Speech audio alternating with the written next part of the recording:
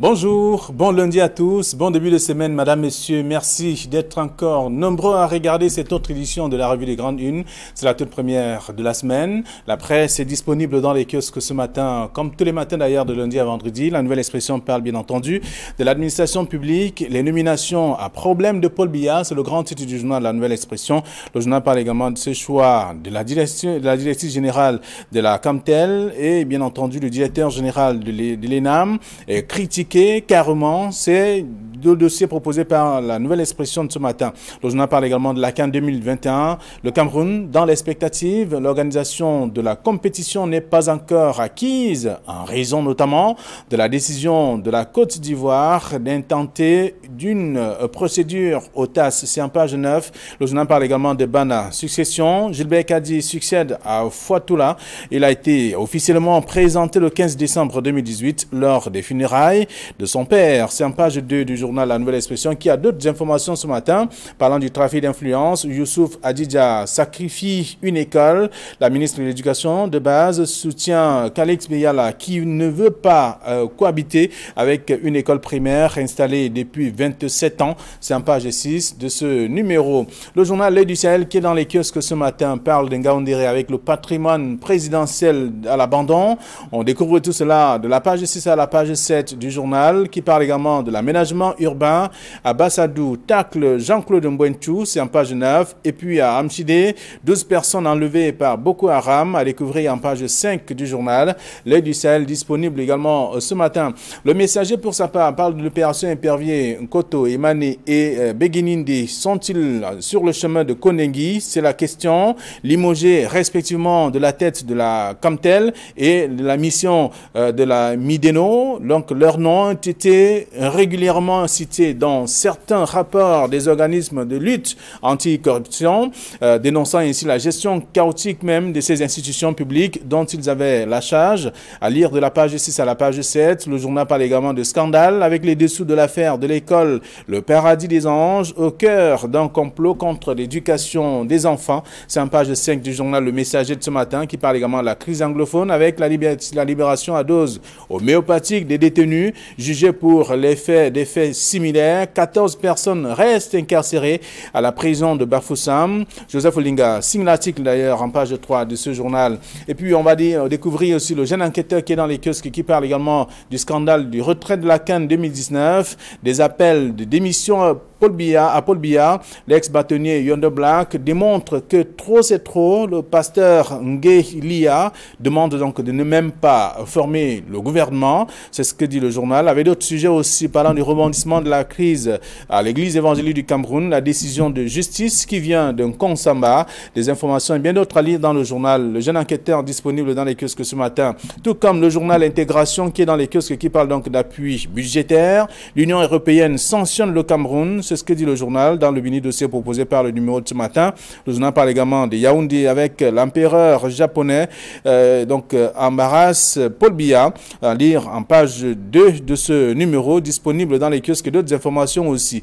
Mutation pour sa part, parle de nomination des directeurs généraux avec le cas Sumbu Angoula, à découvrir dans le journal ce matin. Le journal fait savoir que le nouveau directeur général de l'École nationale d'administration et de la magistrature a 36 ans. Cette promotion qui intervient après l'engagement du chef de l'État d'associer plus de jeunes à la prise de décision suscite bien entendu la polémique. Portrait du promu, du directeur général de la SCDP également et des Camtel aussi, à découvrir dans le dossier proposé par le journal Mutation de la page 3 à la page 9. Le même journal parle également de l'ambiance de libération des détenus. Donc dans le cadre de la crise anglophone, c'est la une de ce numéro disponible dans les kiosques ce matin. Cameroun Tribune parle plutôt du palais de l'unité avec le tapis rouge pour 2 diplomates. C'est dans le dossier proposé par le journal la page 2 à la page 3 et d'autres informations également. Par contre, le quotidien Le Jour s'intéresse notamment à ces personnes qui ont été nommées. Mais qui sont ces personnes? De toute façon, c'est une question, mais avec des portraits bien dressés de ces derniers dans le journal et qui a consacré plusieurs pages pour expliquer exactement qui sont ces personnes. C'est dans le journal Le Quotidien Le Jour qui s'intéresse également au Nord-Ouest avec le commissaire spécial d'un Diop qui a été assassiné et le G20 qui affiche notamment ses divisions. C'est à découvrir dans le journal, le quotidien Le Jour. Le journal essentiel qui est dans les kiosques parle de femmes et jeunes. Paul Biya tient encore parole, c'est le grand titre du journal aussi, avec des informations diversifiées, notamment contenues dans le journal, l'essentiel. Et puis repère, pour terminer, et qui est dans les kiosques s'intéresse donc au management, donc EDC, au bord du gouffre, c'est ce que dit le journal disponible ce matin. Le journal parle également de Batouri dans la KDI. Les batailles font rage à la commune. Que se passe-t-il de ce côté? C'est une grosse question, mais avec des explications à lire dans le journal ce matin, qui parle également d'autres faits qui sont aussi intéressants, que je vous invite à lire. Donc, si vous faites un tour dans les kiosques, voilà donc ce que la presse nous propose. Sur ce plateau, ils sont déjà installés. Nos invités, Thierry Niopé, bonjour. Bonjour Flavien Ballon-Dongo, bonjour à Bernard Batana, bonjour également aux téléspectateurs de la revue des Grandes Unes. J'en profite pour dire beaucoup de courage à un confrère, Jean-Marie Tchatua, qui soutient sa thèse de doctorat ce matin à l'université de Douala au campus 1. Nous serons de ce côté à partir de 10 h pour l'encourager. Très bonne nouvelle, il faut le rappeler. Voilà. C'est un journaliste de haut vol également. Journaliste et directeur de publication de Parole. Merci. Bonjour Bernard. Bonjour Flavien, bonjour Thierry. Je dis bonjour à tous les ex-employés de chantier naval Cameroun qui sont en train de faire une démonstration, une manifestation devant les bureaux du Premier ministre. Après plusieurs négociations, ça n'a pas donné. Aujourd'hui, ils sont passés par les manifestations. I would like to say in advance, Merry Christmas and Happy New Year to you there in Boya. You're there in Bamenda. Have a good time. Merci. Alors, donc la presse qui est dans les kiosques ce matin, des informations aussi intéressantes. Vous qui serez donc face au kiosque, n'oubliez pas de le faire, le geste, c'est-à-dire acheter un journal et être au parfum de l'actualité. La nouvelle expression qui parle de ces nominations, c'est d'ailleurs l'information qui fait le tour de plusieurs tabloïds. Chaque tabloïd a utilisé sa formule pour qualifier un peu ces nominations. Donc, mutation par exemple, qui revient et parle donc de ce cas de Sumbou Angoula, donc, qui a 36 ans, qui est désormais le nouveau directeur de l'ENAM. Il y a l'épouse de, des deux membres du gouvernement, les épouses qui sont également nommées, ceux qui ont géré, qui ont été des hauts commis de l'État, qui sont désormais à la CAMTEL et à la SCDP. Vous comprenez bien que la jeunesse est injectée dans le cercle des décisions désormais, mais pour quelle expérience? C'est la question lorsqu'on lit les réactions de ces tabloïds.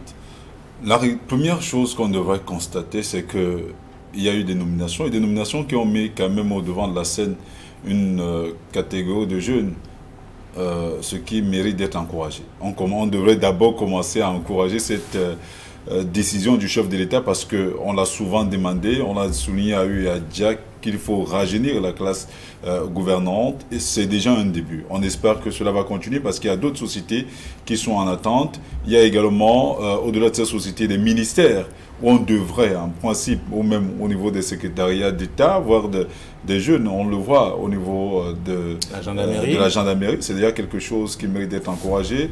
Donc, c'est une très bonne décision.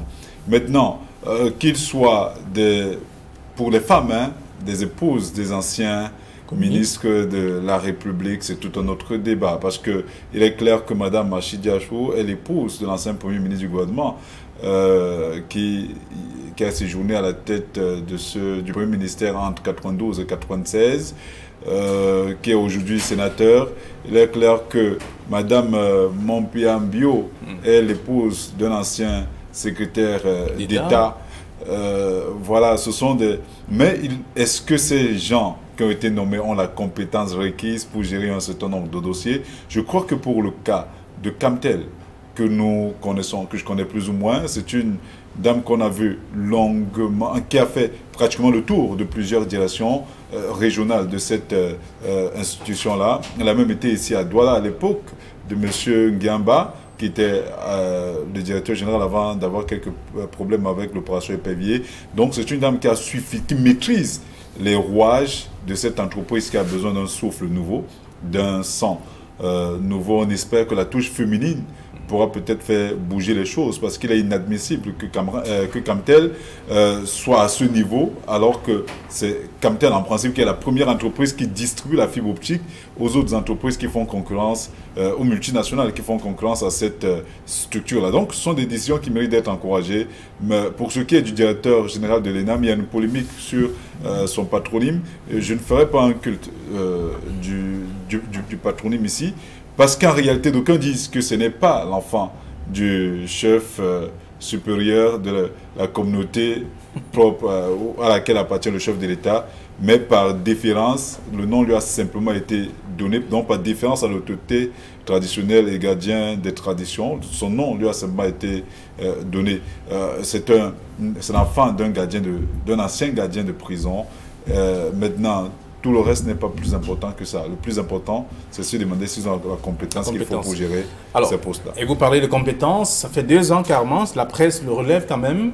2 ans après sa sortie de l'ENAM, il retourne comme directeur général, directeur de cette structure importante d'ailleurs de notre pays. Alors, peut-être faudra-t-il revenir. Je pense que le chef d'État est logique dans sa démarche d'associer les jeunes et les femmes. Il faut peut-être saluer cette action-là. Il faut peut-être s'indigner de savoir que c'est la même caste régnante qui va de père en fils, de mari à femme. C'est ce qui choque un peu le bon sens des Camerounais. Bon, maintenant, quand on revient sur le directeur de l'ENAM, dont on parle de compétences, il me souvient qu'au Cameroun, il n'y a aucune école où on apprend la compétence professionnelle. Il n'y en a pas pour l'ancienneté professionnelle. L'ENAM, École nationale d'administration et de magistrature, est l'école par excellence pour l'administration et la magistrature. Là-bas, on apprend à respecter la hiérarchie. Aujourd'hui, M. Souboum Angola est nommé directeur de l'ENAM. Il doit être pris comme tel. Il se trouve que c'est un jeune. C'est un jeune à qui on a fait confiance. Et puis lui-même, il a confessé que voilà, lui, il vient, il va se référer aux anciens. C'est faire l'état des lieux. Il va faire l'état des lieux de l'ENAM pour savoir comment manager. C'est de cela qu'il est question. Il ne s'agit pas ici de dire que non, il n'a pas une expérience professionnelle, donc il ne devait pas être nommé. Je crois que c'est laisser l'ombre, la proie poursuivre l'ombre. Essentiellement, on l'a nommé pour ses compétences, pour sa pertinence. Un peu comme si on voulait une chose et son contraire. Une chose et son contraire. En même temps, on demande que les jeunes soient responsabilisés. En même temps, on dit, mais est-ce qu'il a une expérience professionnelle? Vous savez, en chaque Camerounais, sommeille un directeur, sommeille un président de la République. Un ministre. Pour autant qu'on ne soit pas nommé, on trouve un moyen de critiquer. Moi, je pense que on a nommé un jeune. Il faut applaudir et l'aider à aller plus loin. Quand il dit qu'il va se référer aux anciens, c'est justement pour savoir comment ils ont fait pour trafiquer. Et donc, quand on sait comment trafiquer, on peut savoir comment arrêter la saignée. Je crois que c'est pour cela qu'il a dit, moi je vais rencontrer les aînés. Ce n'est pas pour faire comme eux.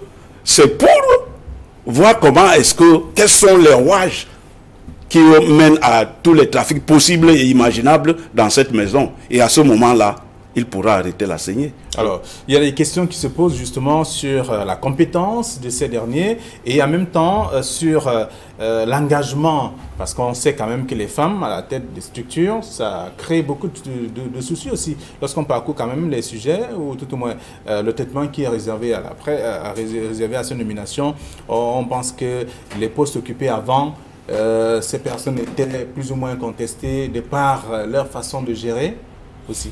Je doute fort. Je sais que les femmes ont ceci de particulier qu'elles gèrent certainement mieux. Vous n'avez qu'à voir ce qui se passe même parfois dans nos maisons. Elles apportent une touche de féminité qui permet parfois d'apporter plus d'humanité dans la gestion des affaires. Je crois que je ne saurais leur faire ce procès à ce niveau. Je continue à croire qu'il faut encourager ce qui a été fait et demander davantage. Peut-être on peut demander, moi je crois que c'est ce que nous devions faire, demander davantage à ceux qui conseillent le président de la République dans ces nominations-là, d'ouvrir davantage la base. Parce que on ne peut pas nécessairement utiliser les mêmes, les enfants de tel pour tel poste, les femmes de tel pour tel autre poste. Il faudrait davantage élargir parce que il y a à l'ENAM, il y a des gens, il a été formé à l'ENAM. Il y a ces promotionnaires également qui ont été formés de ce côté, qui peuvent et qui pouvaient avoir la compétence pour gérer ce poste-là. Je crois quand même qu'elle a eu à gérer d'autres... on lui a fait confiance ailleurs. Parce que quand on dit que ça fait 2 ans seulement qu'elle est sortie de l'ENAM, ce qu'on ne dit pas, c'est qu'il est juste revenu à l'ENAM. Mais avant, il a occupé d'autres fonctions au niveau de la haute administration. C'est ce que l'on devrait souligner. Donc, il peut avoir il a la compétence, je crois. Et maintenant, il devrait prendre la mesure des choses pour comprendre effectivement que la tâche est immense au regard des guiguets qui ont toujours animé cette institution-là, notamment entre le ministre de la fonction publique et les directeurs de l'ENAM. Ça n'a pas été le cas avec M. Joseph Lé, qui est ministre de la fonction publique. On espère que ça ne sera pas également le cas avec lui, mais que cette jeunesse apportera plus de dynamisme et pourquoi pas nous permettrait d'éviter tout ce qu'on a vu ici. Donc, que le chef de l'État élargisse davantage la base, parce que Bernard a souligné tout à l'heure, derrière chaque Camerounais soumet un directeur général. Ils ont la compétence qu'il faut. Il faut également, je vous rappelle que le premier chef de l'État du Cameroun, quand il prenait les rênes de ce pouvoir, était dans la trentaine. Le président Biya, quand il a commencé à gravir les marches ou des arcanes du pouvoir camerounais, il était dans la trentaine. Donc, je ne saurais lui faire le procès de son âge. Il faudrait simplement qu'il prenne la mesure de la tâche qui est immense pour davantage donner à l'ENAM ses lettres de noblesse, parce qu'ailleurs, Doko estime que c'est une école qui forme. Alors, parlant de pas nécessairement à la hauteur des missions qui nous sont dévolues. Parlant de ces nominations, je voudrais bien que l'on s'intéresse davantage au titre des tabloïds, puisque c'est ça qui nous intéresse ici. Les nominations à problème de Paul Biya, ça c'est la nouvelle expression. Mutation qui parle notamment de le cas Sumbu Angoula, qui anime également les chaumières, et le quotidien Le Jour. Qui sont-ils? C'est également l'autre titre aussi, mais l'essentiel dit Paul Biya tient encore parole. Oui, il tient encore parole dans ce sens qu'il a associé.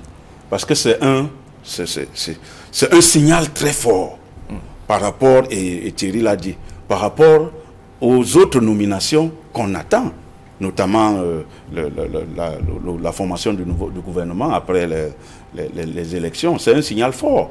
Parce que, vous vous souvenez, l'histoire nous apprend de façon empirique que ça commence par les directeurs généraux, par les gouverneurs, et ensuite par tout le gouvernement est retouché. Je crois que c'est un signal fort qu'il donne.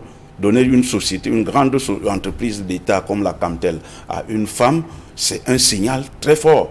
Et on va voir les femmes à l'œuvre. Et puis, effectivement, tous les tabloïds sont allés chacun de sa sensibilité éditoriale pour dire que c'est des nominations à problème, pour dire que Paul Biya tient à sa parole, pour dire ci ou ça. Mais je pense qu'en tout état de cause, nous pouvons nous réjouir et nous disons, comme Thierry, que bon voilà, il faut que l'assiette soit élargie. Il faut qu'il y ait davantage de jeunes et davantage des enfants. Mais quand, au niveau de directeur de l'ENAM, comme j'ai dit tout à l'heure, je crois que c'est l'école du respect de la hiérarchie par excellence. On a dit, il y a ces enseignants qui sont là et qui ne vont pas le respecter. Il ne s'agit pas de Souboum Angoula. Il s'agit du directeur de l'ENAM et qu'on le prenne comme ça. Voilà. Alors, lorsqu'on a fait le tour de ce traitement, en tout cas le traitement de ces sujets, on peut davantage comprendre un peu quel est le traitement qui a été réservé par tabloïd à ces nominations et bien entendu à tous ceux qui ont été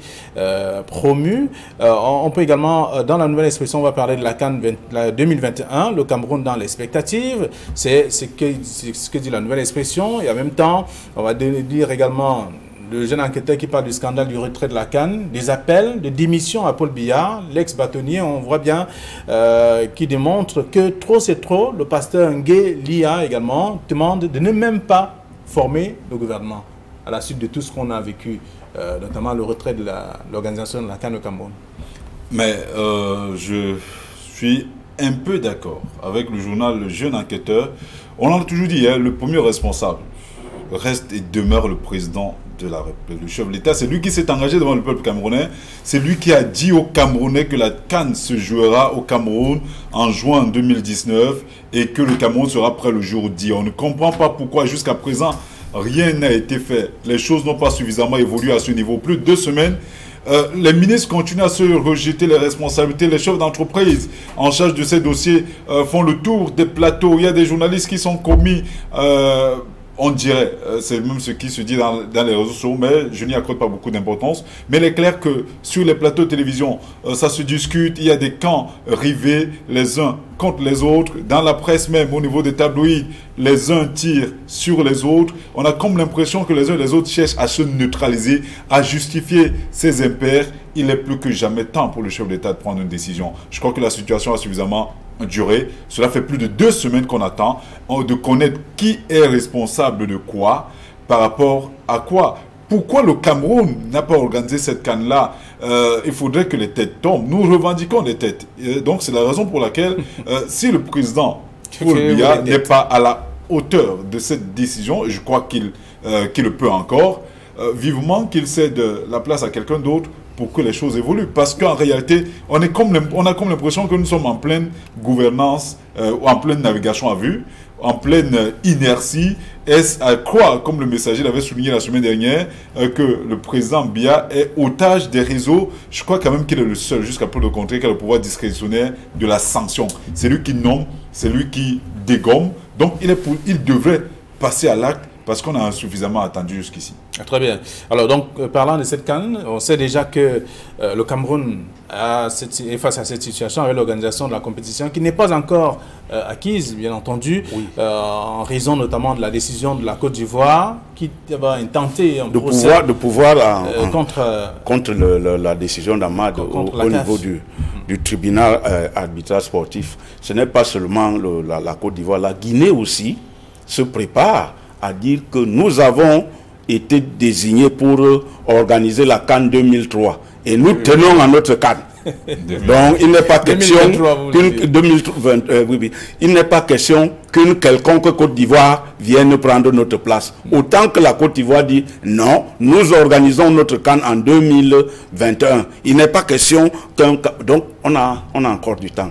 Et puis, je crois qu'on va beaucoup parler de cette affaire jusqu'en 2025, je crois. Parce que là, tel que c'est parti. Bon, maintenant, quand on revient, vous savez, dans une rédaction, l'information est d'abord sportive. Parce qu'on dit rubrique sport, le Cameroun retrait de la CAN au Cameroun. C'est sport. Et puis, on fait des papiers sur le sport. Au fil des temps, l'information quitte de la rubrique sport pour devenir une information politique. Et c'est ce qui se passe aujourd'hui.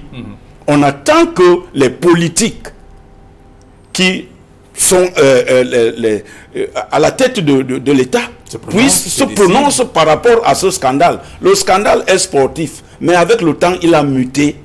Il est devenu un problème politique parce que c'est tout le monde qui demande que des comptes soient rendus. Nous avons dit ici que le silence du président de la République 2 semaines après devient davantage assourdissant. Et c'est cet assourdissement qui bourdonne là dans toutes les rédactions où chacun va toujours de sa ligne éditoriale. C'est ça qui a amené le jeune enquêteur de dire que des appels à démission. Parce que là, le jeune enquêteur met l'information dans la bouche d'un pasteur et d'un homme politique. En réalité, c'est de ça qu'il est question. Ce n'est pas le jeune enquêteur, c'est les hommes politiques. Et il met cette information dans leur bouche. Cela veut dire que le peuple là demande que des comptes leur soient rendus par rapport à ce scandale. C'est de cela qu'il est question. Il ne s'agit pas d'une démission comme on pense là. Que les comptes soient... On ne même pas procéder à cette formation. Oui, avant que les comptes ne soient établis. Et il y en a qui ont parlé même... retrouver les mêmes... Oui, il y en a qui ont même parlé d'audit. D'audit parce que les gouverneurs ne peuvent pas dire que tout continue. Alors qu'il y a eu un scandale. Mais il faut qu'on s'arrête, qu'on sache où est-ce que ça a coincé. Qu'on établisse les responsabilités. Mais c'est de cela qu'il est question. Auquel cas, le silence du chef de l'État trouble. Voilà. Ça s'apparente à de l'inertie. C'est lui-même il a décrié et qu'il décrit chaque fois. C'est ce qui dérange parce qu'on ne saurait. Et là, ce n'est que la réaction de Maître Yondo Black ou du pasteur Ngelia ne sont que la face visible de l'iceberg. Parce que au sein du corps social, ça se dit, dans les chaumières, ça se rumine. Il est inadmissible. Aujourd'hui, quand vous écoutez ce qui se dit à la télé, sur les plateaux de télévision, où on vient défendre le ministre secrétaire général de la présidence de la République, où le ministre Ismaël Pierre Bidoumpac des Sports et de l'Éducation physique dit que, en réalité, les chantiers n'ont pas été livrés à temps parce que les entreprises marocaines les ont bloqués. Pourtant, quand la presse disait que ça ne va pas bien, il était le premier à dire que le chef de l'État a dit que la CAN se tiendra, que le Cameroun sera pas le jour dit, et le Cameroun va respecter ces délais-là. Il n'a jamais dénoncé les entreprises marocaines. Aujourd'hui, qu'il est face à des accusations, il accuse des autres. Donc, la première personne susceptible, parce qu'au Cameroun, on n'a pas le courage de démissionner, comme le disait encore la responsable d'une entreprise, en fait, des structures hôtelières au Cameroun, Madame Françoise Pounet, qui disait que ceux qui étaient responsables de ces dossiers devraient démissionner. Mais comme on n'a pas la culture de la démission au Cameroun, que le président de la République a le pouvoir de la sanction, qui a le pouvoir de les dégommer, le fasse le plus tôt possible parce que le Cameroun a besoin de savoir qui a fait quoi dans cette affaire. S'il ne peut pas le faire, c'est pour cette raison que les uns et les autres demandent simplement qu'il démissionne. Très bien. Alors donc, la CAN 2021, le Cameroun dans l'expectative, c'est la nouvelle expression qui nous apprend en page 9. Et on découvre également dans le jeune enquêteur, parlant de ce scandale du retrait de la CAN 2019, des appels de démission à Paul Biya, à lire dans le journal. L'ex-bâtonnier Yondo Black démontre que trop c'est trop, c'est ce que dit le journal ce matin. Et le même journal parle de rebondissement de la crise, la crise qui secoue l'église évangélique du Cameroun. On le sait, on voit bien, et aussi avec d'autres faits, d'autres sujets que je vous invite à lire dans le journal ce matin. Bon, autre chose également, on parle de la crise anglophone avec les détenus, la nouvelle expression qui parle des détenus libérés à l'appel. L'arrêt des poursuites a été matérialisé vendredi, on l'a lu, on l'a suivi, c'était par un décret du chef de l'État la veille. Donc, ces personnes ont été libérées, mais seulement le messager nous apprend qu'il y a 14 autres personnes qui restent incarcérées à la prison de Bafoussam. Oui, il faut saluer. Parce que les gens, ils ont parlé pour des faits similaires. Des actes humanisants du chef de l'État, la main tendue du chef de l'État par rapport à la libération des 289. Mais le messager le dit, c'est le terme qui est peut-être par dose homéopathique. Cela veut dire que pour une même cause, on libère les uns et on maintient les autres. Mais nous, on dit que l'essentiel ici, et comme le président de la République le dit, de mendier la paix, libérer des gens. Mais quand on veut libérer, il faut libérer tout le monde. Alors, dans cette libération, on a l'impression que ça se passe à plusieurs vitesses. Quel est le sort de ceux qui sont comme Ayoub Tabé et autres, les leaders? Pourquoi ils sont encore maintenus? L'opinion publique aimerait savoir. Et puis, quand on dit c'est pour ramener la paix, c'est vrai qu'on a libéré. Les faits de publicité veulent que, bon, voilà, il faut que la paix revienne. Mais non. Vous savez, les conflits naissent dans l'idée des gens. Et c'est par rapport aux idées des gens que les conflits peuvent trouver une solution. C'est ce qu'on dit à l'UNESCO. Les idéologues de la question anglophone sont encore dans les geôles. C'est eux qui ont distillé cette idéologie de savoir que, bon, voilà, nous, on est un pays, on est persécuté, autre là. Il faut que un discours s'oppose au discours de l'idéologie, parce que l'idéologie est rentrée au point où, même après avoir embastillé les leaders, le combat sur le terrain continue, la faction radicale continue à faire des exactions. Il faut donc une autre idéologie pour montrer aux anglophones que le régime de Yaoundé n'est pas un régime annexionniste, comme on vous dit. Que les forces de maintien de l'ordre qui sont là ne sont pas les forces d'occupation. Qu'il n'existe pas un pays qu'on appelle Ambazonie sur les livres de l'ONU. Et que l'État camerounais est né à partir de son indépendance. Et qu'il y a une partie des anglophones qui s'est alliée à cet État. C'est fini. Ce n'était pas un État constitué. Et donc, on ne peut pas parler. Et que vos leaders ne peuvent pas venir là et dire que nous sommes des ambazoniens et donc nous ne sommes pas Camerounais, nous n'avons pas de carte d'identité camerounaise. Ça n'existe pas. C'est ce discours-là. Parce que à un discours, il faut opposer un autre discours. La libération, c'est bien. Mais c'est comme si on résolvait un problème par les conséquences. Mais non, il faut aller dans les racines même. Et la devise du Southern Cameroun National Congress, National Council, c'est la force, la force de l'argument et non l'argument de la force. Ouais. Parce que tout se passe comme si c'est l'argument de la force qui prévaut maintenant sur le terrain. Il faut opposer à cela la force de l'argument. Je crois qu'à ce moment et à ce moment seulement, on aura trouvé une solution au problème anglophone. Et très bien. Donc, alors, le traitement qui est réservé à ce sujet également, permet-il de comprendre exactement où est-ce qu'on va et qu'est-ce qui fait véritablement ceci? Oui, libérer c'est bien, mais Bernard a été assez disait là-dessus. Il faut opposer la force de l'argument à l'argument de la force. C'est la raison pour laquelle on a toujours demandé que pour résoudre le problème de manière pérenne et définitive, le problème anglophone, il faut le résoudre dans le cadre, dans la perspective d'un dialogue inclusif où toutes les parties devraient s'asseoir sur la table, renégocier un certain nombre d'accords. Parce que ce qu'on ne dit pas suffisamment aux Camerounais, c'est que le Southern Cameroun a failli devenir un État. Il a fallu simplement que les pairs s'asseyent pour que le Cameroun s'unifie, mais à l'indépendance francophone. Le 1er janvier 1960, le Southern Cameroun n'était pas concerné. La preuve, ils ont eu leur indépendance en 61. Donc il faudrait que les autres le comprennent et qu'on reparte sur cette base-là. Parce que tant qu'il y a cette idéologie qui germe, tant qu'il y a cette idéologie qui continue à... Parce que plus le temps passe, plus la situation s'envenime. Au début, on croyait que c'était un problème corporatiste, mais l'avenir nous a démontré que ce n'était même pas un problème de mauvaise gouvernance, mais c'était simplement un problème d'appartenance. C'est pour cette raison qu'il faudrait que les politiques qui sont en charge de ce dossier décident, acceptent de s'asseoir à la table des négociations, discuter avec ces idéologues-là, pour que c'est à eux justement maintenant de, ensemble avec les autres, de pacifier cette partie du pays-là. Parce que si on continue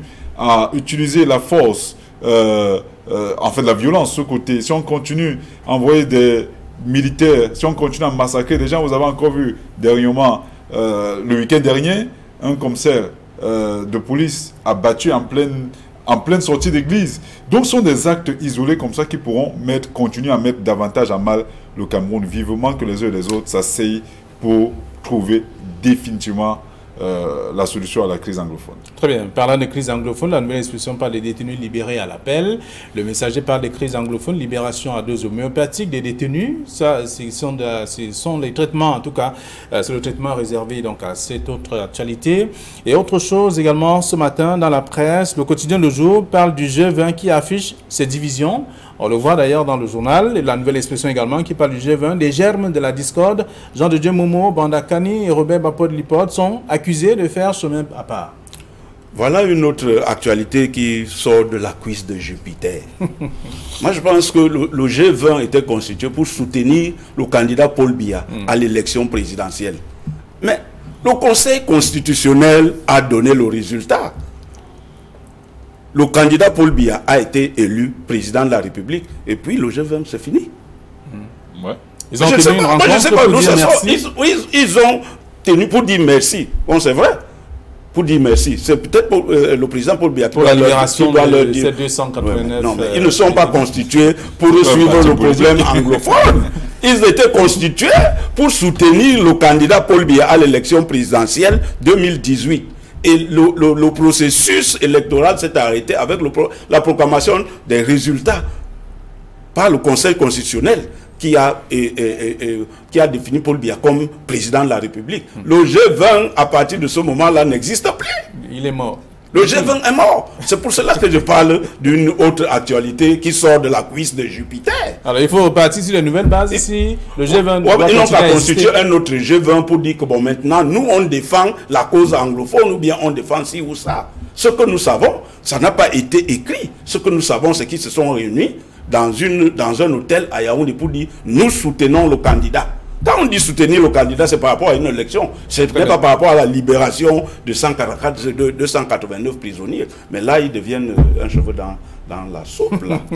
Alors, nous sortons de l'émission, Thierry. Non, juste pour dire que il nous donne simplement de quoi les chicoter parce que en réalité, nous on l'avait dit, que c'était un groupement d'intérêts mercantilistes politicienne, c'est tout. Et on l'a vu là. Maintenant, on accuse Badakani, Maître Momo, Bapo Lepo de faire comme parce qu'en réalité, c'est eux qui sont sur le plateau de télévision, c'est eux qui sont toujours devant la scène, alors que les 17 autres sont presque invisibles. Et on les accuse même d'avoir parfois à prendre beaucoup plus d'argent que les autres.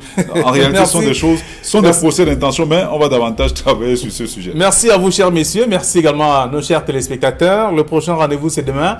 Il sera 9h20. Et bon retour à vos différentes rédactions.